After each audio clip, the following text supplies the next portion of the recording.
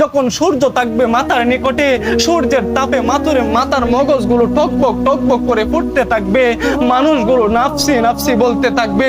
জাহান্নাম যখন মানুষের দিকে ছুটে আসতে থাকবে, আর মানুষগুলো যখন বলবে আল্লাহ ওই জাহান্নামকে ফিরান, ওই জাহান্নামকে ফিরান, ওই জাহান্নাম যদি আমাদের কাছে চলে আসে, শিকল দ্বারা যেই জাহান্নামকে আপনি বেঁধে রেখেছেন, সেই জাহান্নাম আমাদেরকে পাকড়াও করার জন্য আজকে আমাদের দিকে দাবিত হচ্ছে আল্লাহ।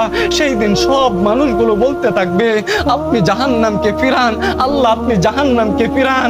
সবাই চিন্তিত, সবাই পেরেশানিত। সেই দিন রব্বে কারীম বলবেন ঈমানদারদের জন্য সুসংবাদ, সেই দিন তোমার ভয় থাকবে না।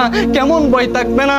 জাহান্নামের মধ্যে এমন একটা পানি জাহান্নামের মধ্যে ছিটিয়ে দেওয়া হবে, যেই ফেরেশতা, যেই জাহান্নামের শিকল থাকবে 70,000, এবং এক একটা শিকলের মধ্যে 70,000 ফেরেশতা ধরে টেনে টেনে সেই জাহান্নামকে ধরে রাখতে পারবে না। জাহান্নামীদের দিকে দাবিত হবে। সেই দিন যখন মুমিনরা বলবে আল্লাহ এই তো জাহান্নাম চলে এসেছে, এই তো জাহান্নাম আমাদেরকে গ্রাস করে নিচ্ছে, সেই আল্লাহই বলে দিচ্ছেন ফালা খাউফুন আলাইহিম ওয়ালা হুম ইয়াহজানুন, তোমাদের কোনো ভয় নাই। ওই দিন এমন একটা পানি জাহান্নামের গায়ে ছিটিয়ে দেওয়া হবে, জাহান্নামের গায়ে ছিটিয়ে দেওয়ার সাথে সাথে ওই জাহান্নাম দ্রুত বেগে পিছনে সরে যাবে। জোরে বলেন সুবহানাল্লাহ। দ্রুত পিছনে সরে যাবে। পিছনে সরার সাথে সাথে ওই মুমিন বান্দারা বলবে আল্লাহ এতক্ষণ পর্যন্ত যে জাহান্নামকে 70,000 ফেরেশতা 70,000 শিকলে, এক একটা শিকলের মধ্যে 70,000 ফেরেশতা ধরে রাখতে পারলো না, এমন কি পানি দিলেন যেই পানি পড়ার সাথে সাথে সেই জাহান্নাম পিছনের দিকে দৌড়ায়।